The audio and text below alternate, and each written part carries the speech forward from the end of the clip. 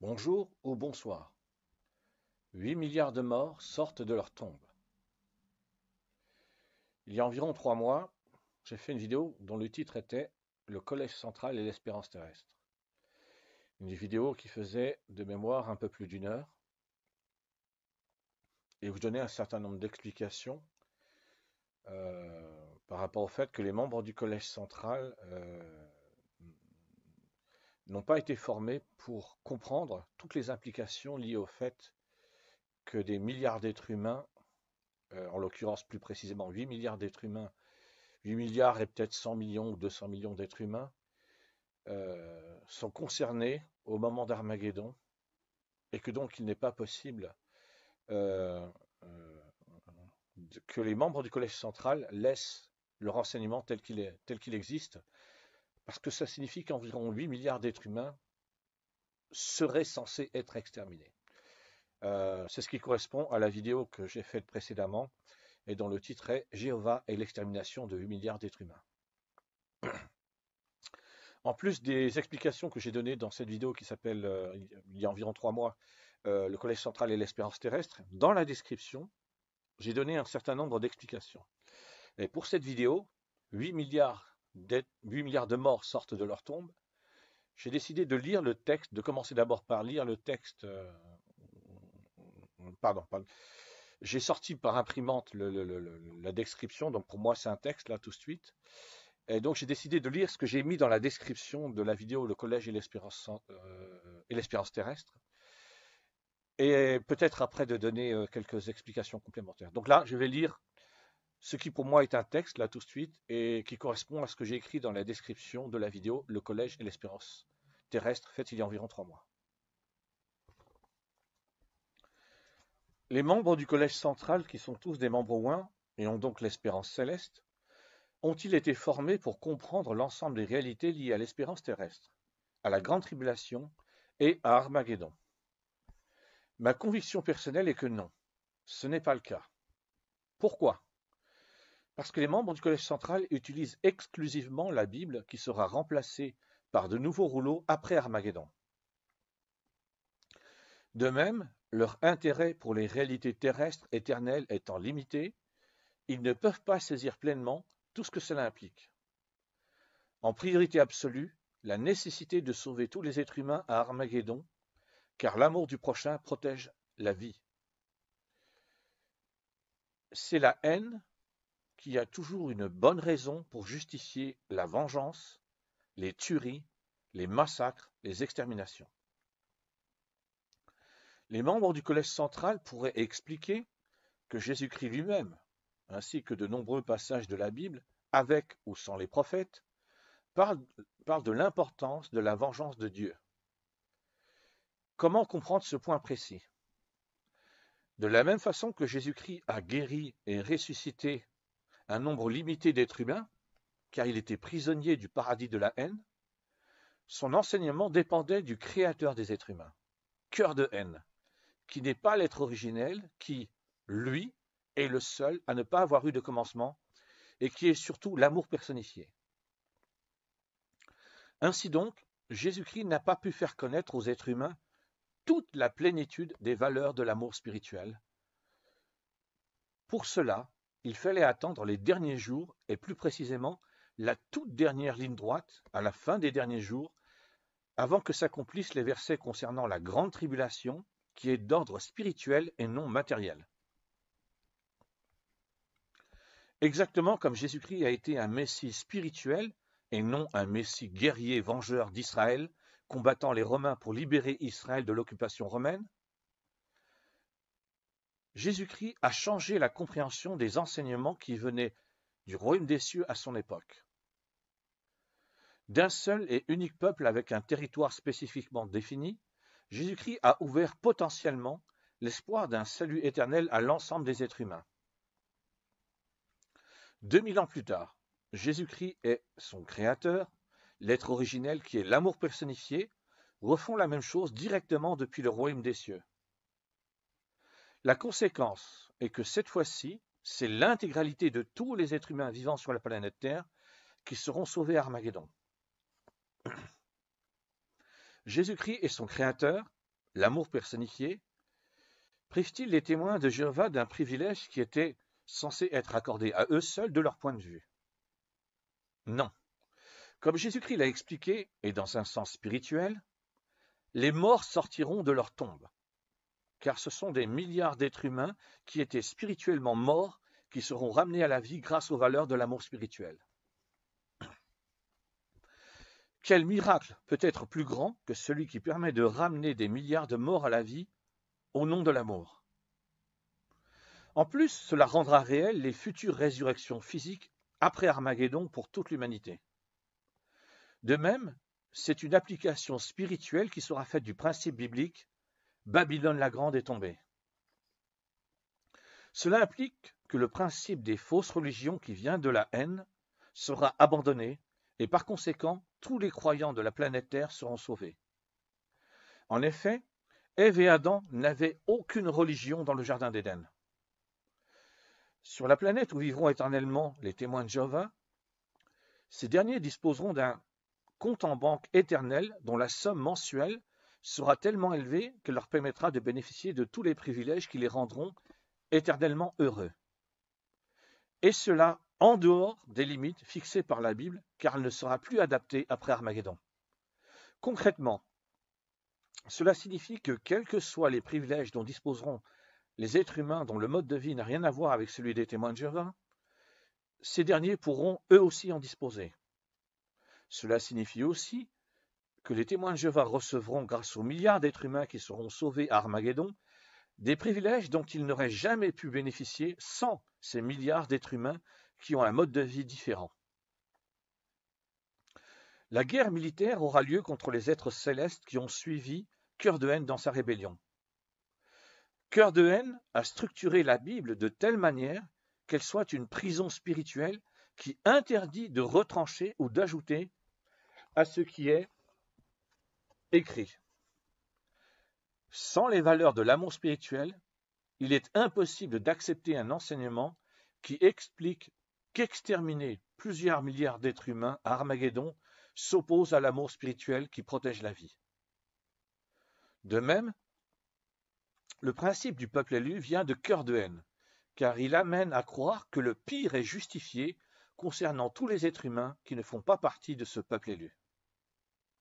J'ai terminé de lire le texte que j'ai sorti sur imprimante et qui correspond à la description que j'ai faite par rapport à la vidéo qui date d'il y a environ 3 mois, dont le titre est « Le Collège central et l'espérance terrestre ». Ce qui m'a donné désolé, comme là je viens de terminer de lire un texte, il faut que je reprenne le fait de donner des explications directement. Comment est-il possible que les membres du Collège central changent un enseignement spirituel? Alors déjà, Jésus-Christ, lui, en son temps, il y a 2000 ans de ça à peu près, a donné des explications qui s'opposaient aux explications qui étaient connues des femmes et des hommes qui étaient des Israélites, des femmes israélites, des hommes israélites qui faisaient partie d'Israël, de l'Israël de l'époque de Jésus-Christ. Donc déjà, Jésus-Christ lui-même a apporté des changements. Et donc, il est nécessaire, au XXIe siècle, que de nouveaux changements soient apportés. C'est nécessaire parce que je vais être obligé là de reprendre une idée, parce que le principe du peuple élu vient de la haine. C'est dans le cerveau de Cœur de haine qu'est né le principe du peuple élu et des élus. Et c'est dans les valeurs de la haine que le principe du peuple élu et des élus a un sens. C'est aussi dans les valeurs de la haine, et c'est aussi né dans le cerveau de Cœur de haine, le principe qui voudrait qu'à partir du moment où tu ne fais pas partie du peuple élu ou des élus, le pire est justifié. On peut te violer, on peut te torturer, on peut te massacrer, on peut t'exterminer. C'est pas un problème puisque tu ne fais pas partie du peuple élu. Donc ça n'a rien à voir avec les valeurs de l'amour. Et alors, Jésus-Christ a donné des enseignements malheureusement, dramatiquement, cruellement, j'ai envie de dire génocidairement, sont repris par les nazis chrétiens du XXIe siècle qui en ce moment soutiennent le génocide du peuple palestinien par les nazis israéliens qui sont des nazis et qui sont heureux d'exterminer le peuple palestinien en expliquant que le génocide du peuple palestinien, c'est pas un problème. Pourquoi? Parce que ce sont des dommages collatéraux. Exterminer des êtres humains, c'est pas un problème à partir du moment où on explique que ce sont des dommages collatéraux. Ça, ce sont les valeurs de la haine. Je ne vais pas insister là-dessus, j'en ai beaucoup parlé dans la vidéo précédente. Jéhovah et l'extermination de 8 milliards d'êtres humains. Là où je voulais en venir, c'est que c'est une obligation absolue. Il n'y a pas moyen de faire autrement. Pour que Armageddon, c'est pas le moment où il va y avoir un peuple. En l'occurrence, puisqu'on parle d'Armageddon, les références, ce sont les religions monothéistes. Armageddon, c'est pas le moment où il va y avoir une religion en particulier qui va dire nous avions raison, regardez, nous avions raison. Ça n'a aucun sens. Ça n'a aucun sens. Enfin, ça a un sens dans les valeurs de la haine. Mais dans les valeurs de l'amour, ça n'a absolument aucun sens. L'objectif à atteindre, c'est pas de dire j'ai raison, nous avions raison, mon groupe a raison, que ce soit mon groupe religieux, ou mon groupe pays, ou mon groupe ma tribu, ou mon groupe ceux qui parlent comme moi, on s'en fiche de tout ça. Ce sont les valeurs de la haine. Donc, c'est une nécessité absolue que les membres du Collège central acceptent de modifier les enseignements qu'ils donnent pour que ce ne soit plus uniquement soit les témoins de Jéhovah directement ou des personnes qui accepteraient ou qui sont potentiellement pourraient accepter l'enseignement des témoins de Jéhovah qui soient sauvés. C'est tous les êtres humains vivant sur la planète Terre. Alors bien évidemment, tous les êtres humains vivant sur la planète Terre, ça veut dire aussi les nazis qui sont en train d'exterminer le peuple palestinien. Que les choses soient claires. Il ne faut pas que je m'arrête aux nazis israéliens qui sont en train d'exterminer le peuple palestinien, parce que je ne vais pas y arriver. Maintenant, comment est-ce possible? Comment est-il possible que les membres du Collège central changent l'enseignement qu'ils ont depuis maintenant environ 100 ans ou plus de 100 ans? Ou en tout cas, alors il faut que je prenne une date.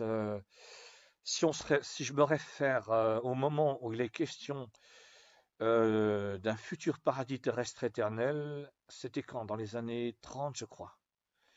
Donc dans les années 30, on est quoi? On est en 2024, ça fait environ 90 ans. Allez, pour faire simple, je vais dire depuis environ 90 ans.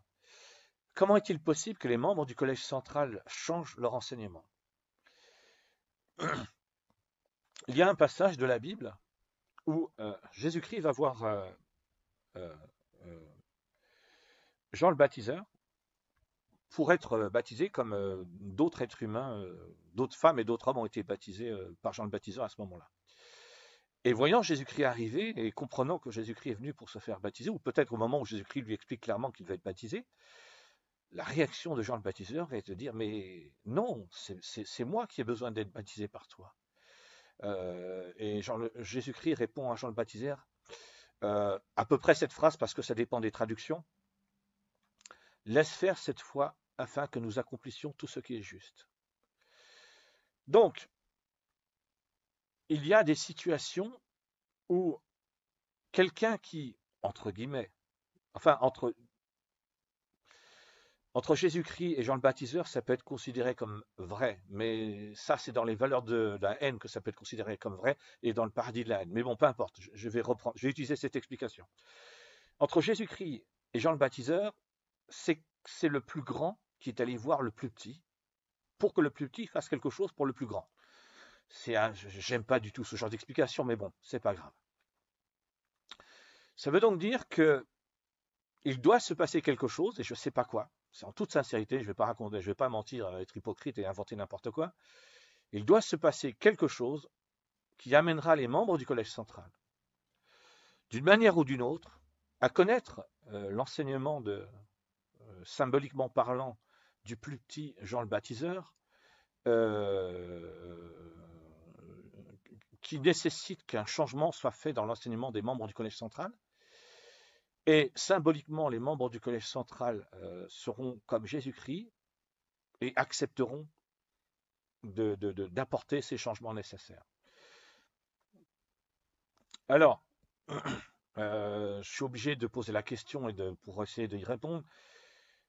Est-ce que d'un point de vue strictement personnel, je me compare à Jean le Baptiseur? Pour reprendre une explication donnée par Jean le Baptiseur, étant donné que Jean le Baptiseur, lui, il a été en contact direct avec Jésus-Christ, je ne suis pas digne de défaire les lanières des sandales de Jean le Baptiseur, que les choses soient parfaitement claires. Ceci étant dit, il n'y a pas le choix.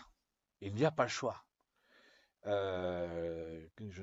Qu'est-ce qui peut se passer s'il n'y a pas une religion sur la planète Terre? Et j'ai donné des explications pourquoi il faut que ce soit les témoins de Jéhovah et pas une autre religion.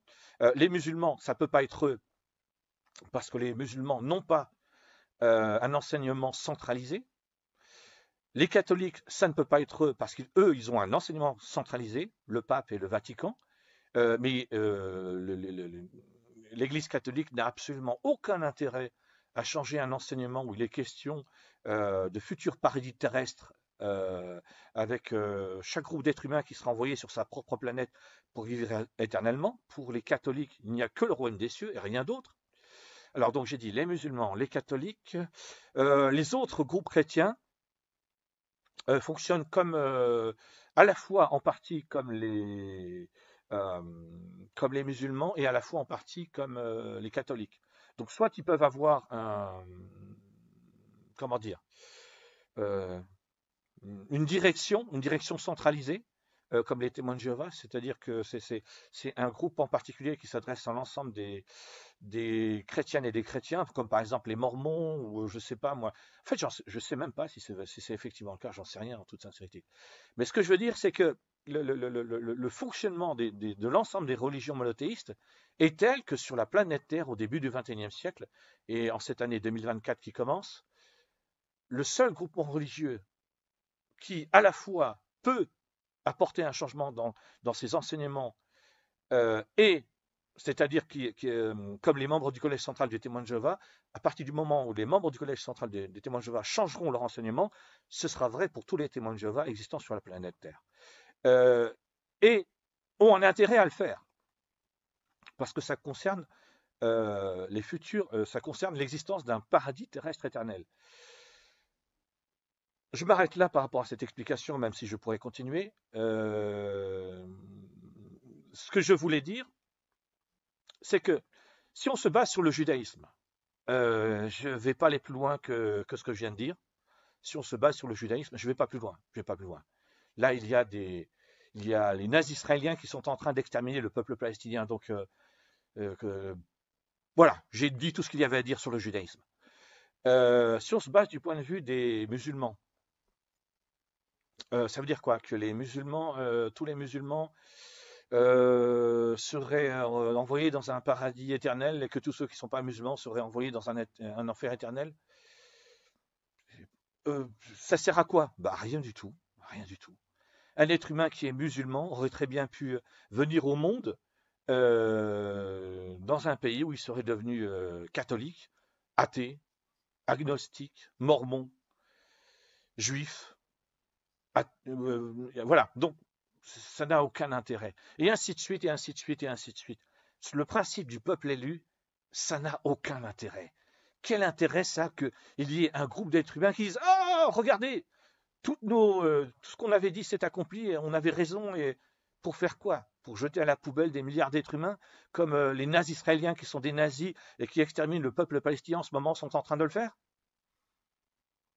Vraiment, quand j'écoute, je vais terminer là-dessus par rapport au judaïsme et aux nazis israéliens qui sont des nazis qui sont en train d'exterminer le peuple palestinien. Avant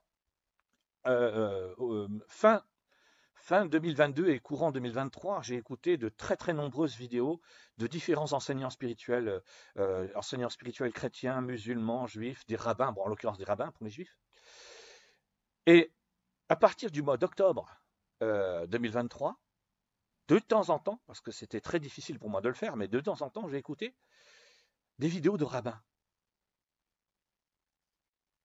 Et pendant que Nazi Tzahal, la nazi armée composée de nazis soldats qui sont heureux d'exterminer le peuple palestinien, sont effectivement en train d'exterminer le peuple palestinien, les rabbins expliquent tranquillement, le Mashiach va arriver. Le Mashiach va arriver. Ça veut dire quoi? Que le Mashiach, c'est un nazi qui est heureux de voir l'extermination du peuple palestinien. C'est ça l'idée? Donc non, non, non, non, non, non, non, non, non. Il faut donner raison à aucun peuple sur la planète Terre, ni à un peuple par rapport à une religion, ni à un peuple par rapport aux êtres humains. Si je me base sur l'athéisme, il va se passer quoi? Si je me base sur l'athéisme, il se passe quoi? Ben, il se passe rien. Il se passe rien. L'humanité continue avec toutes ses horreurs, toutes ses injustices, toutes ses souffrances. Et le génocide du peuple palestinien, qui est complètement passé sous silence dans les nazis médias, nazis occidentaux, c'est normal.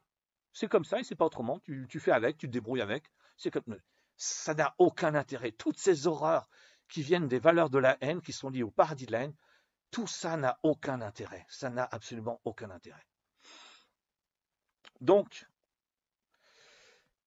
comment, d'une façon concrète et pratique, comment les membres du Collège central, les témoins de Jéhovah qui sont à New York et qui depuis environ 90 ans donnent le même enseignement, vont-ils être amenés à changer leur enseignement? Je ne le sais pas. Je ne le sais pas. Je n'en sais rien.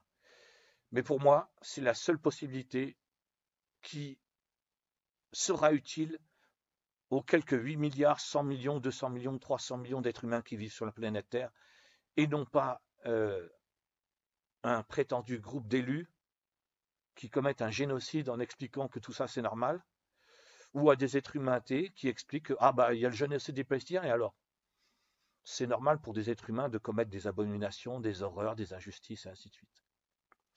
Alors, dans ma façon de m'exprimer, je suis peut-être pas très positif ou très diplomate, mais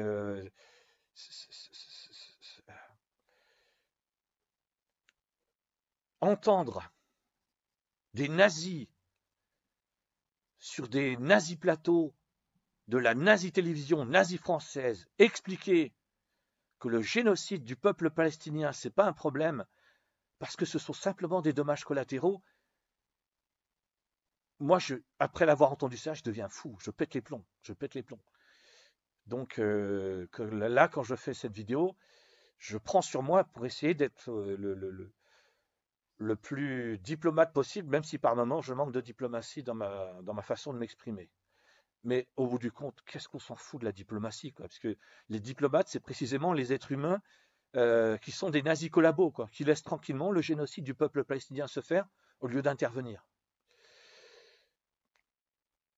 Alors, 8 milliards, je vais quand même essayer, malgré toutes les injustices, toutes les souffrances, toutes les horreurs qui se produisent à l'échelle de l'humanité, parce que avant le mois d'octobre 2023, où le génocide littéral du peuple palestinien par les nazis israéliens qui sont des nazis a commencé, et il y avait déjà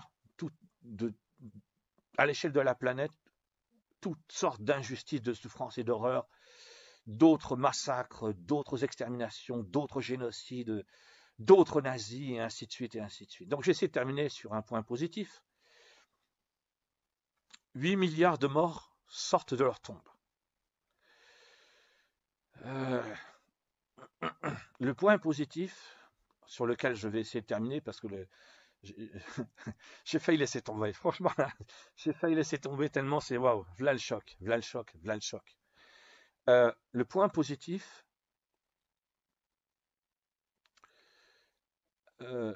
c'est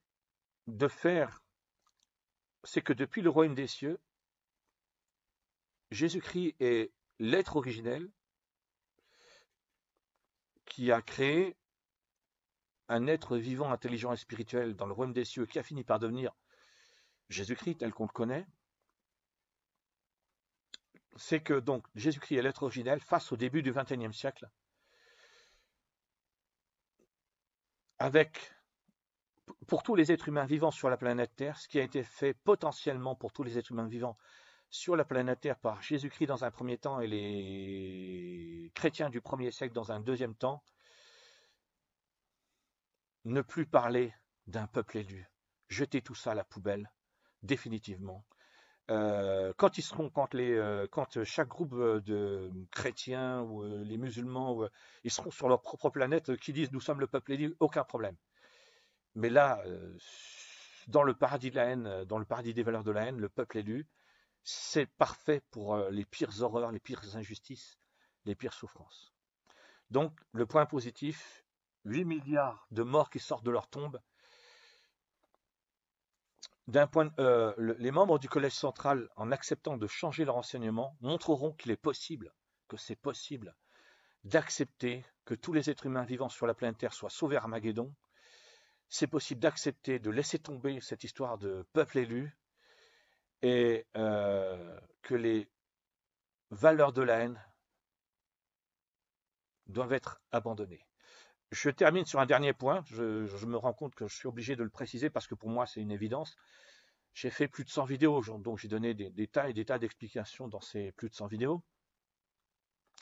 Le fait que quelque chose, environ 8 milliards, 100 millions, 200 millions, 300 millions d'êtres humains seront sauvés à Armageddon, doivent être sauvés à Armageddon, ça veut dire aussi que les êtres humains qui iront vivre sur leur propre planète, ils ne vont pas changer.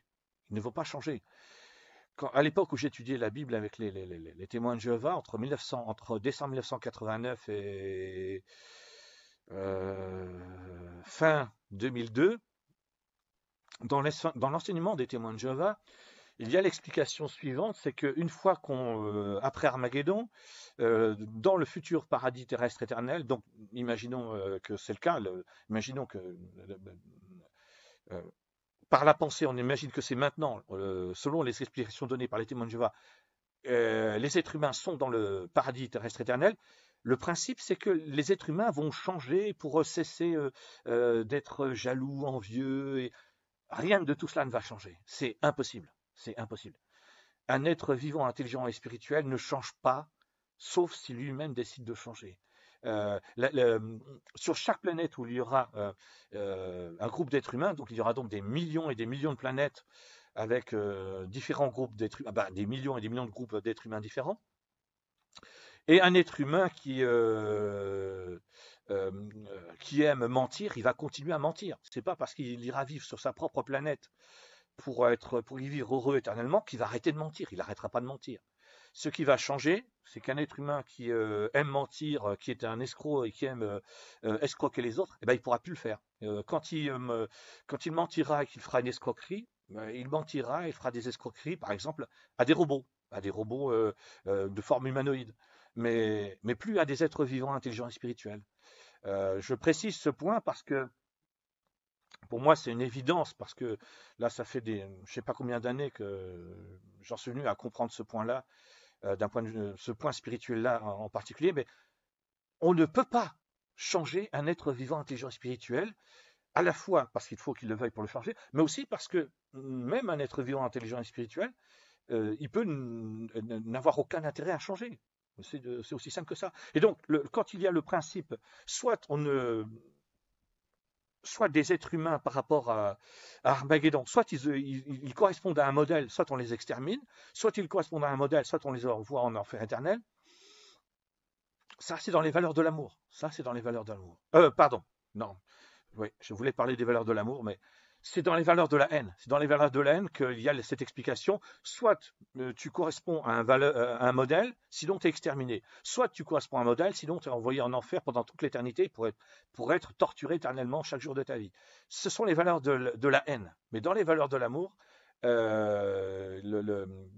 sauver tous les êtres humains à Armageddon, ça veut dire que sur chaque planète où des êtres humains seront envoyés, selon chaque groupe d'êtres humains, parce que les êtres humains ne peuvent pas vivre tous ensemble sur la même planète, ni même quelques planètes ne suffiront pas, il faudra des millions et des millions de planètes. Il n'y aura pas de changement. Il n'y aura pas de changement.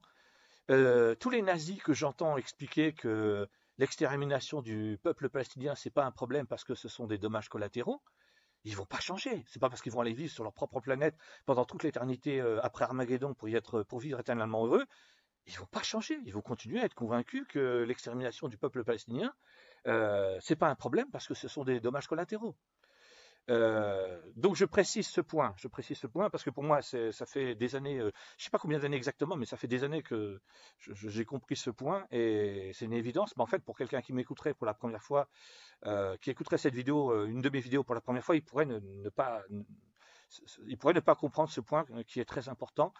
Les êtres humains après Armageddon ne vont pas changer, comme l'expliquent les témoins de Jéhovah. À l'heure actuelle, les témoins de Jéhovah expliquent qu'après le Armageddon, dans le futur paradis terrestre éternel, il va y avoir des changements et les êtres humains vont arrêter de mentir ou de voler ou d'être hypocrites. Non, les êtres humains ne vont pas changer. Enfin, je veux dire, un être humain qui est hypocrite n'arrêtera pas d'être hypocrite. Un être humain qui aime voler n'arrêtera pas de voler. Ce sont les conséquences qui n'auront plus, il n'y aura plus les conséquences, mais les comportements, eux, ne changeront pas. Voilà. Je m'arrête là-dessus, j'en suis déjà, je regarde à environ 30 minutes. Ok, 8 milliards de morts sortent de leur tombe. C'est beaucoup moins positif que ce que j'aurais voulu faire comme podcast audio et comme vidéo. Donc une personne qui terminerait ce podcast audio en ayant la même sensation que moi, que c'est pas aussi positif que ça, je lui conseille de réécouter la partie où je lis le texte. À mon avis, la partie où je lis le texte, elle est vraiment, vraiment positive. Voilà. Merci. Au revoir.